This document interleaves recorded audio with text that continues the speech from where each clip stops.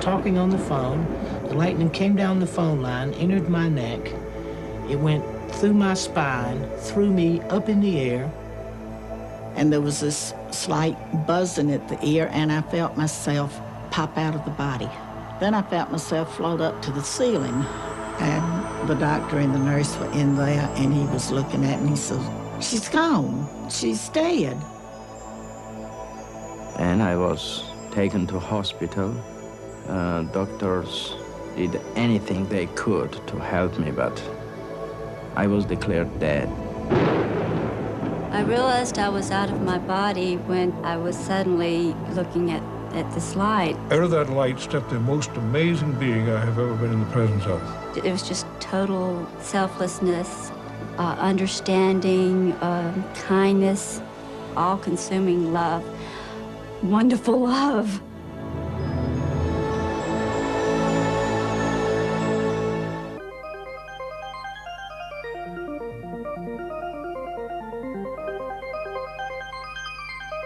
After a time and this light, all of these people have to pay a return trip back. What they tell us is that the reason they chose to come back was not for themselves, because for themselves, they would rather have stayed with this presence of love. When they do return, incidentally, then the story becomes very interesting from the point of view of human psychology, because we find that these patients are profoundly changed, that they are imbued with a totally new value structure, that whatever in their lives before they had been chasing, whether it was money or power or fame or any of these other things that people seek, they say that after this experience, their value primarily is to love others, to seek loving relationships with their fellow human beings. And also they tell us that they have no more fear of death whatsoever.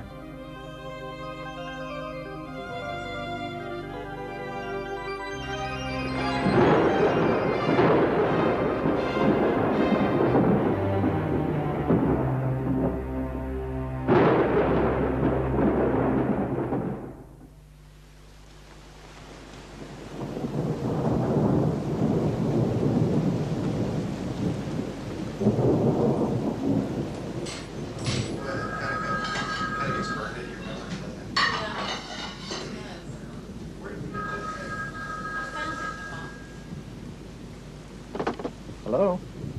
Oh, hey, Mom, how are you? Oh, no, what's the matter? What's happened to him? Oh, no. Oh, no. I was shocked when I got that phone call. The one that nobody ever wants or ever really expects to get. There's just so many feelings that I really want to share. I just want to be there.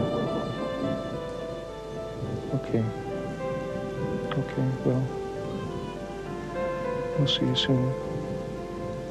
Mom, I love you. My dad was fighting for every breath of life, and it didn't look very hopeful. Even though we lived 600 miles apart and only saw each other on holidays, at least we were on the same planet. And we could pick up the phone and say hello. The likelihood of losing all that seemed almost impossible to grasp.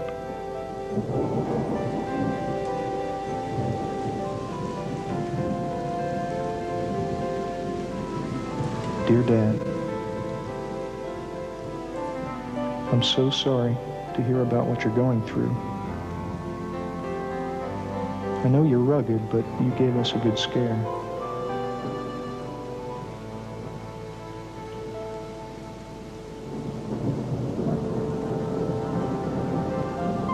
Dear Dad,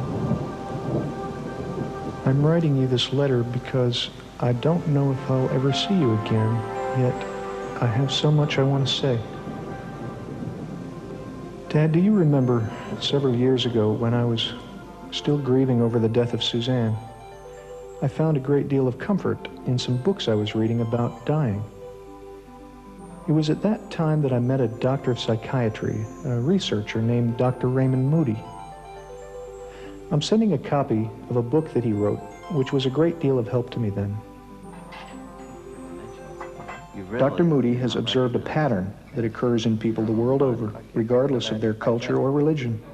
As a matter of fact, the prior religious beliefs or background of the person doesn't seem to have much to do with whether or not they have an experience and even the content of the experience. We've even had people who say that prior to their experience they were atheists or agnostics who have very beautiful and full-blown near-death experiences. Really? And do they remain atheist and agnostic? Not at all. Once they come back, they tell us that they're totally transformed and they have no more doubt whatsoever that there is a God and that there is a life after death. It's about his research on the stories of people who have approached death, many of whom actually had the experience of dying and then were revived and lived to tell about it.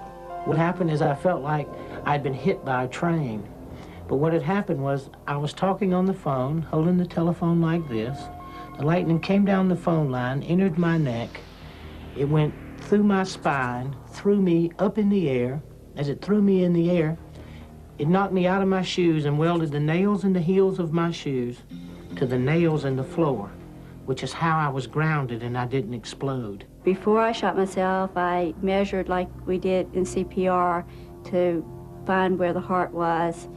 And that's where I just took the barrel and put it up against my chest and pulled the trigger. I had not responded to treatment. I was getting worse, and the doctor had come to see Ann. At this point, he says, I've lost her. She's gone. And I thought, well, who's he talking about? But just before this, I had been in terrible pain. I was just hurting so bad, I wanted to get away from it. 15 minutes before I was to be picked up by a Jeep, I was discovered to have a temperature of 106.5, and instead of waiting for the Jeep, the captain in charge of the ward sent me over to X-ray, and the last thing I remember was the captain in charge of the X-ray asking if I thought I could sit up long enough for them to get a picture of my chest. And I remember hearing that X-ray making that peculiar whirring sound and then a click, and I'm told that I collapsed in a heap. This wasn't a typical bee sting because I quickly realized that there was a problem, and I tried to telephone someone for help. The rest of the ranger station was about 3 miles in, and I tried to telephone my boss to send some help, and I fell and went unconscious. And luckily, from what I understand, he drove through. My boss drove through a little while later and noticed that I normally just waved to him as he came by, and I was lying down on the floor, and he called the ambulance. I was a dissident in Soviet Union, and I had an invitation from United States. In 1975, I received this invitation. In 1976, I was given the exit visa, and I was leaving for New York that day, and I was coming to take my passport, and I was ready to fly. My family was already in airport waiting for me. That time, on sidewalk, I was moved over or run over by car. It was fabricated by KGB. They wanted to kill me and not to let me go. And I was taken to hospital. Doctors did anything they could to help me, but I was declared dead. This is pretty much all over the world. We found this common pattern. They tell us that at this point where their doctor says they are dead, that they may actually hear the physician say, oh my, he's dead, or we've lost her, or something like that. And they say that from their perspective, actually, they still feel very much alive. Indeed, their consciousness is heightened. Wow. And they tell us that they seem to leave their physical bodies. They say that they float up, typically right above the bed in the operating room or the emergency room, and they look down and they can see their own physical bodies lying on the bed down below. I was above my body. I was floating, and there were people around me, except I didn't realize that that person there was me. But then all of a sudden I heard this statement, "He's gone, he's gone." And it was the paramedic making that statement to the driver. At that point, I was standing behind the paramedic. I was watching him work on my body. And suddenly there was commotion beneath me, and then I started noticing all of the people underneath me, and the EMS workers were pushing the stretcher down the hall, and I really wasn't concerned with my body. I was more concerned with, there were a couple of plainclothes policemen over where the guns were, and one of them was wrong about something, and I was trying to tell him that he was wrong. And I could see the soldiers and the nurses and the doctors, but they could not see me.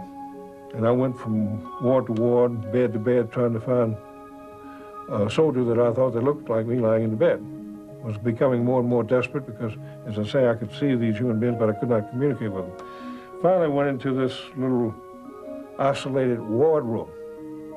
And sure enough, lying in the bed with the sheet pulled up over the head was this body that I had to recognize as me because it had my fraternity ring on its finger. And there was this slight buzzing at the ear, and I felt myself pop out of the body. I don't know how I came out. I was just suddenly out of the body. And I sat down on the head of the bed a minute to look around. Then I felt myself float up to the ceiling, and I was looking down, and he said, "She's gone." And I couldn't believe it, and I thought, well, who's gone? And I was trying to look down to see. And I felt presences with me. Guardian angels is what they were, but I called them guides. I was suddenly looking at this light that seemed to be in the corner of the room. But the first thing I thought was, where did you come from? And she said, "I've always been here, but you weren't able to see me before." The reason I use she is because she emanated feelings of selflessness, love, all-consuming love, understanding, kindness, and those were attributes that I thought of as being feminine. After a while in this, they say that they begin to feel an indescribable feeling of bliss, that it's something that transcends words, that we can't put it into the language that we have in everyday life. One man, for instance, told me that although he was in great pain in his chest prior to leaving his body, as soon as he left his body, that he was overcome with a tremendous sense of joy and peace, a kind of ecstasy. There was absolute freedom of your soul and body, and this amazed me. And this was very interesting too. I was happy to be in such experience because I could see their thoughts. I could see everything what was happening. I could smell, I could hear, and I could see their thoughts. This was the main thing what was very, very making me happy and proud. I don't know this word is good to use here or not, but I'm proud of that I can see their thoughts. But I can remember that it felt very exciting to be above and to be out and looking down and not threatening at all. Then I knew I was supposed to be keeping up with my body, so I followed my body through the hall and out the front door. And there's something about being outside when you're out of your body, but when I got outside, it was just wonderful. But it seemed like I was always just kind of looking through the ambulance because I was enjoying being outside. It's really kind of a nice experience with the lights and everything and the feeling of lightness. As I have come out, I'm in no pain, but I'm also just free of everything. I'm no one's wife, mother, or daughter. I'm just myself alone. I have the distinct memory of always trying to look at myself and thinking how much better looking I thought I was than that. Because this guy was ugly, he was in trouble, and he had these blue lines all down his face. And I was happy, truly happy, to be away from that body. They could have it.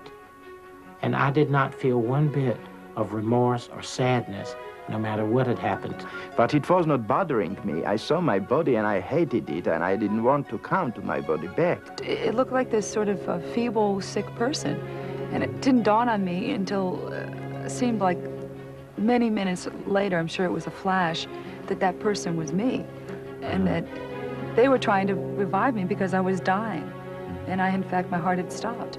There's a skeptical part of me, too. And I wonder sometimes whether or not this might just be people's hallucinations that they're going through, or just a natural shutting down process when the brain is dying. I used to wonder about that myself, Peter. What has turned me around on that issue is that so often these patients are able to give us very correct descriptions of what was going on during the resuscitation from a point of view they couldn't have had from the perspective of that physical body lying on the table. For instance, my friend Kim, who works at a medical university out west, was telling me that she was involved in resuscitating a young patient named Maria. And Maria had been believed dead, but was successfully revived. And when she came back to consciousness, my friend Kim happened to be standing there by her bedside. And Maria grabbed onto Kim and said, during the resuscitation, when she was out of her body, she drifted outside of the hospital entirely and saw an old shoe on a ledge on a window outside an upper floor of the hospital. And Kim was actually able to go there and to verify that the shoe was there exactly as the patient had specified. Really? And all of a sudden, I'm aware of people out in the hall. The room had been sealed off because he was going to do surgery in the room. So I immediately went out through the door, did not open it, just went out. I was immediately on the other side in the hall. But I go up to my daughter and I try to make her hear me. Kathy, go home and change your clothes. I couldn't make her hear me, so I went to her dad. And I said, Judd, take Kathy home, change her clothes. She shouldn't be out like this. While they were in the hall, and I was trying to send them home, a brother of my husband's came up. And he was talking to him, and he had gotten worried to come. And one of his neighbors was also in the hospital, and he came up and started talking to my brother-in-law, wanting to know what he was doing at the hospital and what he was going to do that weekend. He said, well, it looks like my sister-in-law was going to kick the bucket, and I was planning to go to Athens, but I'll stick around now to be a pallbearer. Later, I was also able to talk to him. He didn't want to admit it, but he did admit that this is what he had said. And I laughed at him because it embarrassed him. It was amazing that I was never leaving my body too. I was everywhere who thought about me, but I was with my body. It means that I was not leaving one part for another. I was everywhere at the same time. I could be in New York, I could be in Longview, Texas. I could be in Moscow, I could be in Tbilisi, Georgia. In any place, there was no distance and time at that time with me. And this time, I'm thinking, I want to see my sister. So I immediately find myself in Rockville, Maryland, at her home. And she's getting ready to go grocery shopping. She's wearing a beige suit with a green blouse. She's had to go over the house and look for her keys that she had misplaced, had to find her grocery list. And finally, she walks out her front door to get in her blue Monte Carlo Chevrolet. And I feel there's no need for me to go to the grocery store with her, so I let her go on, and I'm going to pop over then to another sister who lives a few miles away from her. And this other sister had already left home. I was able to determine she had gone grocery shopping herself. So the guides asked me, was I ready to leave this area now? And I agreed, said yes. About 2 weeks after I had this near-death experience, I was in contact with my sisters, and I brought this fact up to her and described, and she said, well, how did you know? I didn't see you, you weren't here. I could communicate with the children, with very little children who couldn't speak and who couldn't walk and who were very little, and just coming from that place where I was going. And this was amazing communication with them, spiritual communication. We never spoke in words. We spoke in mental communication. And she had broken hip, and nobody understood why she was crying so loud. And the doctors and these parents were very concerned about this. And I said, don't cry anyway, nobody will understand why do you cry. And she stopped crying and she smiled, you know, and it was incredible experience for that people who were around, and they looked at her and said, what's happened? Why she's not crying at this time? I want to tell them that, you know, she has these diseases. This happened with her, but I couldn't communicate with them. After the third day, when I was back to my body, and after 3 days when I could speak, I said to them that, you know, your daughter is crying because of this. She has a broken hip, and, you know, and this is the diagnosis which you are seeking on, you know, and they found that it was truth, you know. They were shocked and they were surprised. I've also wondered whether or not people may not just be going to places that they've known before in their memory. Well, they certainly do that. They do go to places where they have been, but they also fairly frequently end up in places where they didn't know existed on the way.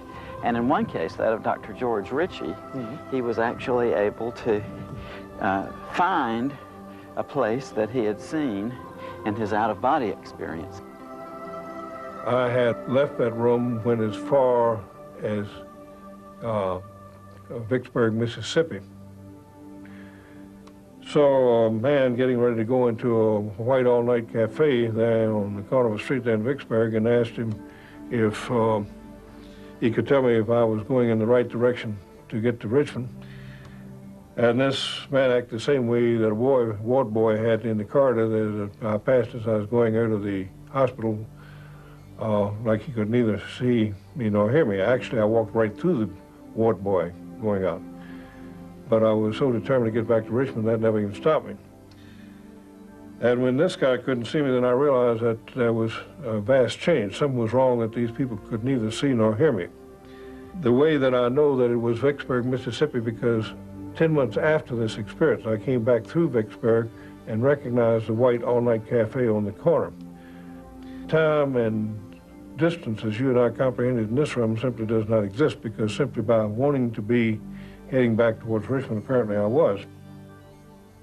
And before I tell you about the most adventurous kind of out-of-body traveling, I want you to promise me that you'll come to visit me and say goodbye before you actually leave this world. There are occasional reports from people who experience another dramatic form of traveling, that they actually leave their body, zoom up above the Earth, and travel far into space and see the Earth down below. Dr. Carl Jung, the great Swiss psychiatrist, was an example of this phenomenon when he had his near-death experience in 1944 in a heart attack. At the beginning of 1944, I broke my foot, and this misadventure was followed by a heart attack. Extremely strange things began to happen to me. It seemed to me that I was high up in space. Far below, I saw the globe of the Earth, bathed in a gloriously blue light. I saw the deep blue sea and the continents. I could see the snow-covered Himalayas. I knew that I was at the point of departing from the Earth. The sight of the earth from this height was the most glorious thing I had ever seen. After a while in this situation, though, they become to realize that although they can see and understand perfectly what's happening, no one else is able to see or hear them. So they seem to undergo a state of turning inward of the sense of identity, if I could call it that. They become aware that this phenomenon they're experiencing has something to do with what we call death. And it's at that point that the more transcendental parts of the near-death experience tend to unfold. I have this pain, and I am in darkness. I cannot see anything. Then I cannot move hand, then I cannot move my body. And then I understood that I have nothing, but I am. And it scared me. Fear, unknown. Why are all people afraid of darkness? Because they don't know what is in darkness. The fear of darkness is because of unknown. Ununderstandable makes you to be afraid of something. That's why I was afraid too. I was afraid of this darkness. I was afraid of being there. But more afraid was that I was somewhere without my body. But I was. And I was a scientist, you know. I worked on idea of psychology and languages, you know. I learned physics, I learned chemistry, I learned many other physiologies, anatomy, and all it was based on dialectical materialism, historical materialism. And in my idea, it was impossible to be somewhere without your body. Where is my main component, my life, my body? You know, I was scared to death, but I was already dead.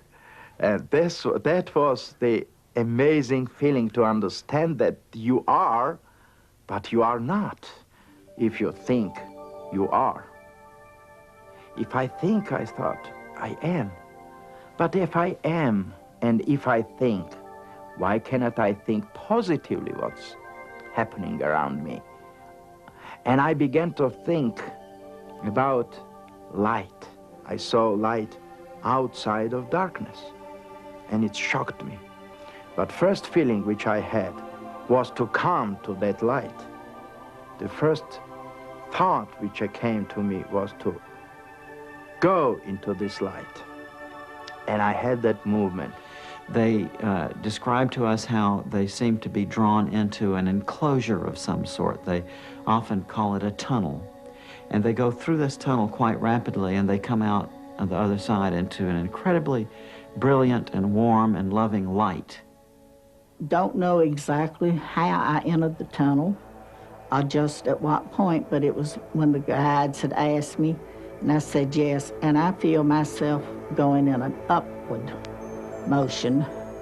The tunnel is not too big, just seemed for one person to go one at a time.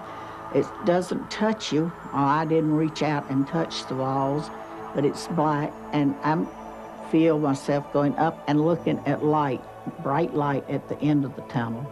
And the next, as I'm going along, I see the gray area, but I did not stop to go in and see just what was going on. I went on to come out into this beautiful pasture valley land, flowers, bright, beautiful light, brilliant color. Nothing here is like it at all.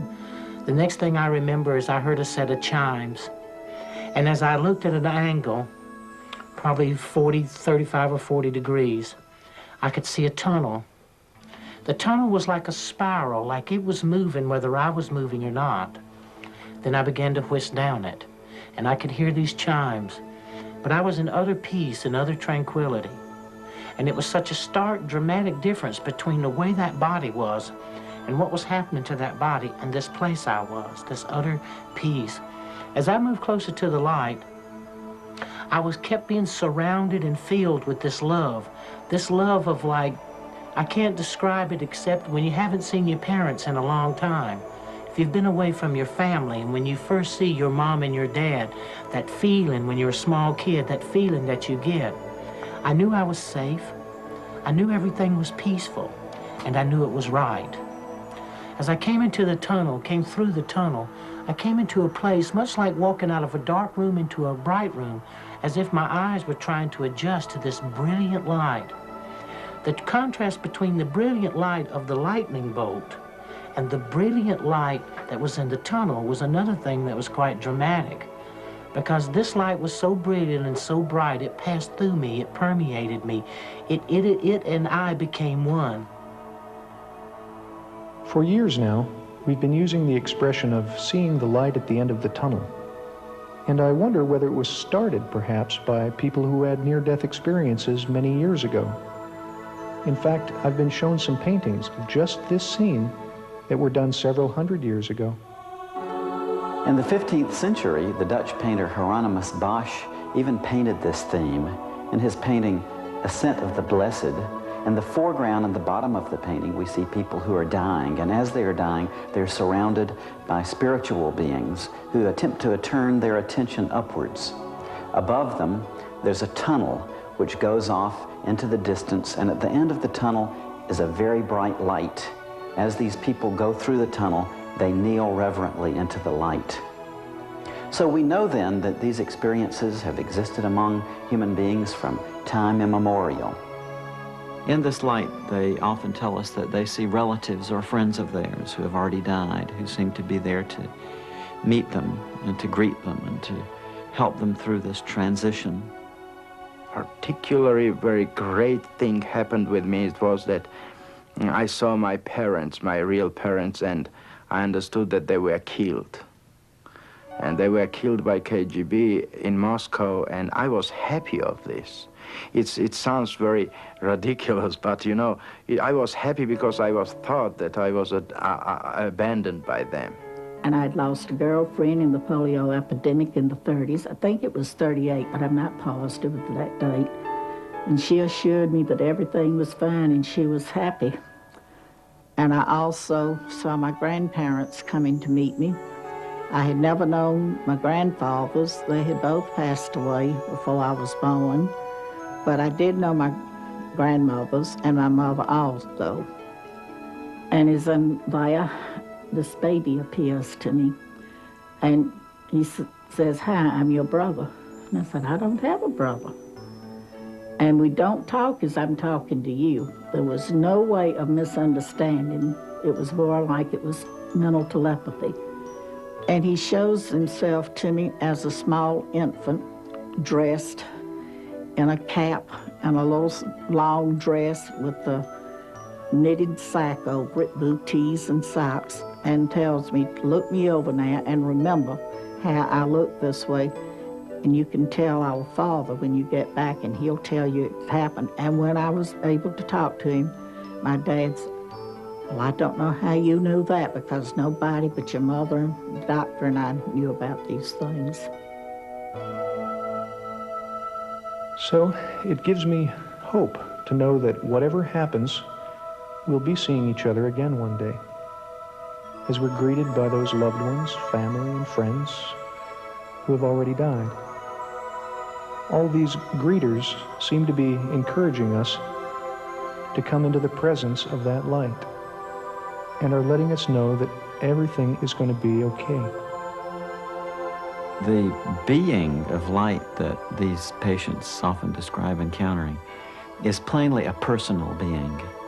They say that they are in the presence of a being of complete love who accepts them and loves them totally, and who has a wonderful personality, is very knowledgeable about them, very wise, very helpful, also has a wonderful sense of humor. This is the most wonderful part of it.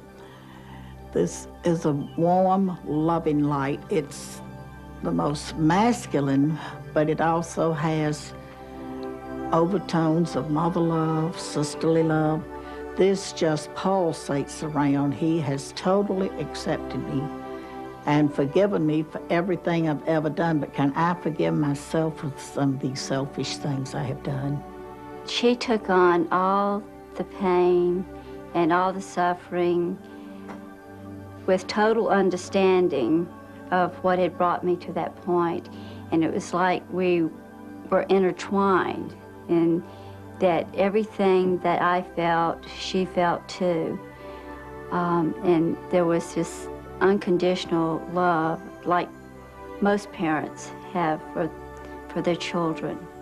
That no matter how bad I might have been, or that I was totally loved and totally understood, because she understood the motivation behind what I did. There was this togetherness, this empathy that she had for me, and just wonderful love. And sitting there wondering what to do next, when suddenly that room became flooded with light.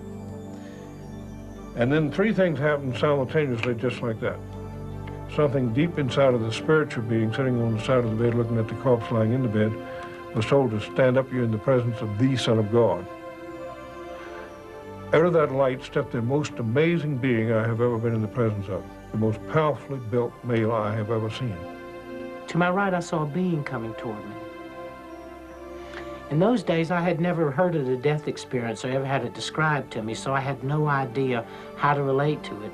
Since then, I've heard people describe it as God or Jesus or Moses or lots of different names, a great angel. I believe that this being of light was my higher self, the greater part of me, looking at the part of me that just experienced this life. As this being, because this being, I was so comfortable with this being and so assured that only if someone knew themselves and knew the love of God in them, then they could have that same relationship with themselves. And it was as if this being had come to be with me. And now, once being in the presence of a being who knows everything about you, to know that he totally accepts you and totally loves you, I never wanted to leave this being again under any circumstance. Yeah, this is one of the most interesting parts of the near-death experience to me. These patients will tell us that in the closing moments of their life, often in the presence of this being of love who is with them, that they see a panorama before them which consists of every single thing that they've ever done in their lives, from the moment of their birth right through the time of their close call with death. And they say that they see it all simultaneously, not with the events in temporal sequence, but rather all displayed there at once in a way that they find very difficult to describe. As those hospital walls virtually disappeared, and I saw every minute detail of my life, seeing my own cesarean section birth through the 20 years that I had lived, because I was only 20 at the time. With the light, there is this panoramic view of my life. It starts with birth. It continues right on to where we are at this point. All at the same time, I am part of the view, as well as watching it. I am actually doing these things. I guess it's a speeded up version of a camera that just runs double time or something.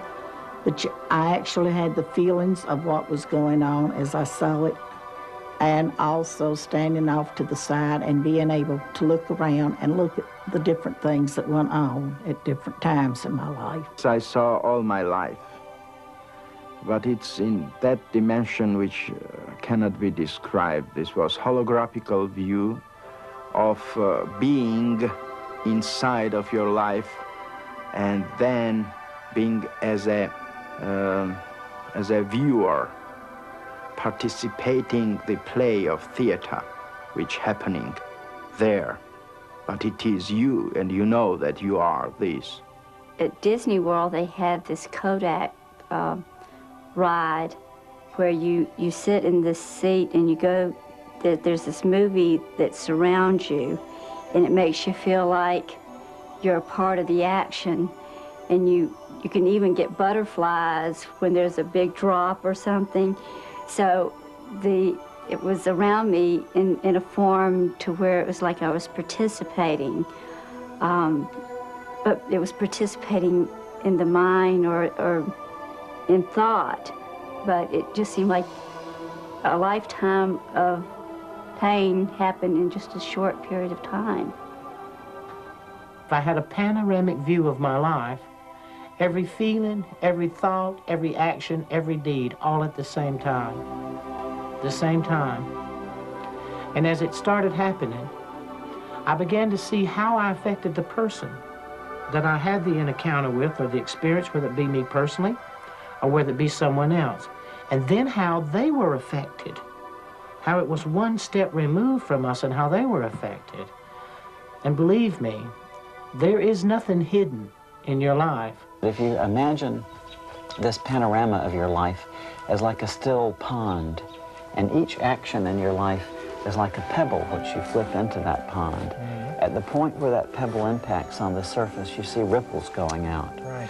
But he said that as these ripples in this panorama impinge on others, then you can see the secondary effects going off from those people in the form of ripples. I see. So I think it illustrates how tied in we all are to one another in this life, how profoundly our actions and our feelings affect others. And of course, in this life review, we're made aware of that profound way. And people say, too, that it's not the events in your life that you would necessarily expect which get reviewed. It's not the big accomplishments, but rather the simple acts of kindness, often things that you would even have forgotten. You will see the things that you did out of your heart, helping an old woman, picking a kid up, helping someone, an action that you take, uncalculated, unthought, just out of goodness of your heart.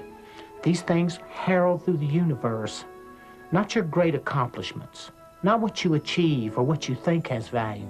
The little things have value. And what I had always thought was important and nice things I had done, they didn't even count for anything. It's the little unknown things that you do for one another. And love there is always helping to give others love and helping hand along the way, and at the same time you're benefiting because you're receiving also. And the question was, what have you done with your life to show me? Well, I'm looking around this panoramic view, and I'm hoping that you'll notice some good things, and of course I'm trying to pick the best thing and hoping you won't see some rather embarrassing things that happened to me as a teenager. And I thought, well, I was an Eagle Scout. Immediately came back, that glorified you. Again, the answer the second time, what have you done with your life? But this time the emphasis was on to show me. But I understood what he was saying. He was asking me, had I learned to love my fellow human beings the way that he totally accepted and loved me? And when you look at it from a place to review and to be critical of yourself, not to be judged, to be condemned. There is no condemnation in it. There is none. There is nothing but, hey, look at yourself. Look who you really are. And look what you've done. And then give it a value in the eyes of God. The death experience gives you a value of what that love is, that you are so deeply loved and that you yourself so deeply love. You begin to sense a part of yourself greater and far more magnificent than you ever give yourself credit for. Frequently, too, people tell us that this being is also interested in the knowledge that they've acquired in this life. If there is a scene in which one is seeking knowledge by taking a course or attempting to understand something, that this being comments in an almost offhanded sort of way, that even after we die, the process of learning goes on, and that what we learn here we can take with us to the next realm. People say that love primarily, and then in a secondary, almost grace note sort of way, that it seems to be the knowledge and the understanding we acquire. How interesting. After a time in this light, all of these people have to pay a return trip back. And it's very interesting that when they do, after having been in the presence of this being of love and light for a while, they literally don't want to come back. They resist the attempts very often made to send them back. I never wanted to come back. I wouldn't have traded, and I would not trade today. For the few moments that I got to spend on the other side, I wouldn't trade 20 of these lives. And when I had to come back, I came back dragging, kicking, and scratching, because I didn't want to. And I'm told then, are you ready to go back? No, I want to go on to the City of Light. No, don't you want to go back? And I could hear my daughter and look back and see her and my husband. They were saying, Vi, don't go. Come back to us. Mama, I need you. Mom, come back. And they asked me again, are you ready to go? I said, no, but it seems that my daughter needs me, so I must go back. I really had no reason to go back except that I can remember my mother. And I know that I'd put her through a lot. I was a very accident-prone kid. And she used to say, if you ever die before I do, I'll never forgive you. My mother was so adamant about me not dying before she did. I think that's what first came into my mind. We are alive because of love. And this was what brought me back, which, to be honest, I didn't want to come back, but this love brought me back. Love of that people who wanted me back. Other times they say that they're given a choice, that they're told that they can either go on with the experience that they're having then, or else they can return to the life they've been leading. She said, you can stay here, or you can or go back. If you stay, you're going to have to go through everything that brought you to this point. And at the same time, I was seeing the things that had brought me to that point, the things in my life that were painful. There were other things, but somehow the things that had been painful were the things that made the biggest impact. And I knew that I didn't want to go through that again. So there is no way to escape that if you try to kill yourself and you succeed, somehow you're going to have to go back and live the life from the beginning and go through everything that was painful in your life, and then have to go from the point where you killed yourself also. So you're not escaping. And people will say to me, they say, well, Daniel, what about hell? I'll say, well, they didn't bring it up, and I darn sure didn't. Because maybe they might have checked and said, hey, Daniel, you're on this wrong list, you're supposed to be somewhere else. They also want to know about hell. Is it a fiery, burning place? Well, what I found to be hell was separation from God. This is a total hell. Darkness, where I was first. This is the same as somebody told you, the separation from light, from love, from God, from infinity. Of course, this is hell. That's why suicide was condemned by all religions. That's why they are telling that you will go to hell. It means you will go to nowhere. And nowhere does not exist. It means you will go somewhere on opposite than goodness.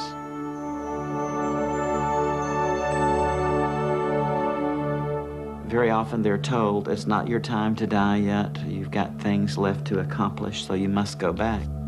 This weekend I was in morgue, and on Monday I was taken from morgue, washed, and they began autopsy. It was 11 o'clock in the morning. When they opened my abdomen, they took hematoma,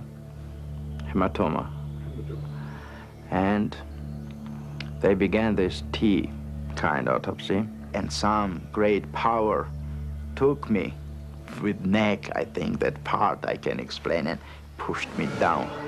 And I saw this movement down, and then I felt my headache, and I opened eyes. And this was coming back to my body. The next thing that I knew, I was floating over my body in the emergency room, and they were working on me. Then they stopped working on me. They put a sheet over me. They filled out a piece of paper, and they rolled me in a room. And I was lying in that room, and I was hovering above myself, watching myself. Then I heard what would appear to be an elevator door open, and these two guys came in, and they were getting ready to take me someplace. I later found out that that was probably the morgue. Then at that exact moment, I was inside a body again. It was on fire. It was in pain. I could not move. So I started blowing the sheet. And they jerked the sheet off, pushed me back into the emergency room, worked on me and stabilized me. And in the course of the next 7 days, I was completely paralyzed. That it's so touching to me that in the closing moments of their life, that so many people come back reporting that what was most important to them at this time was love, the question of how they had loved their fellow human beings. It had a lot of effects and change in my life. It's made me a more understanding person of others. I know I don't have the right to take my life. Didn't want to return, and I would love to go back. Someday I will. And then I hopefully can stay and not have to come back and try again. But I know I cannot take my life and go there. Things would not work out right. But I think I'm a better person by watching for the needs of others and not being always selfish. Oh, I'm still selfish. I'm still a human. But it has changed my way of thinking. How to love other people and how to forgive and to put yourself in the place of other people in order to understand them. And that's something that you have to do in order to love people and in order to love yourself. Because if you hold grudges and you, it hurts you and it hurts the other people, and it's a barrier to love if you can't forgive. You don't necessarily have to forget when people hurt you, but you have to understand them and forgive them. And I think that is the most important thing about love that I've learned, and how to look at how we're alike rather than how we're different. This is the main message which I brought back, that love is what cannot be changed. This is everlasting. And love is with life always together. Love, what keeps this world alive. Love as an eternity. Love as a basic of humankind. And we are alive because of love. I think the most important point about the death experience is that it is orderly. And the fact that small children, all the way to grown people, have similar experiences.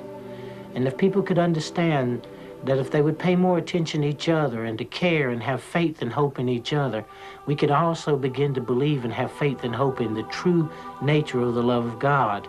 And not God in a religious value, but God in a spiritual value. That through love all things are truly possible. And also they tell us that their fear of death is totally gone after this, that they have no more fear of death whatsoever. I saw life as an infinite life, infinite light, as an everlasting being. We cannot die because we are already created to live forever. The dimension of spirit is everlasting life. The third thing that I've learned is that life is forever. Death is nothing more or less than a doorway. It's something you walk through. Death does not exist. Don't be afraid.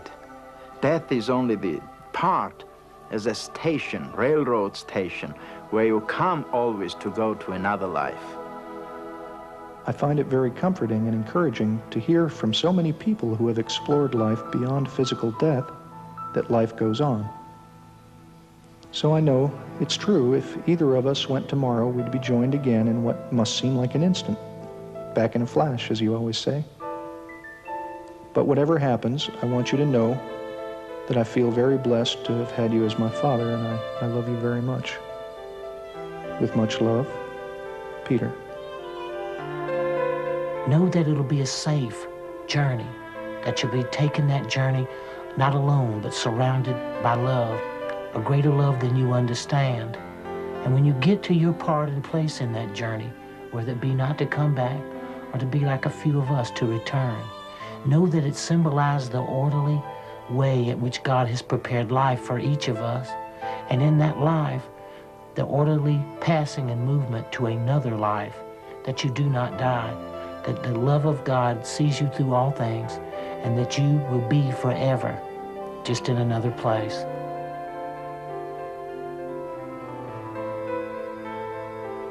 It was about 3 weeks later when we got the phone call. I was told that he died with a smile on his face, and the last words he said were, "The light."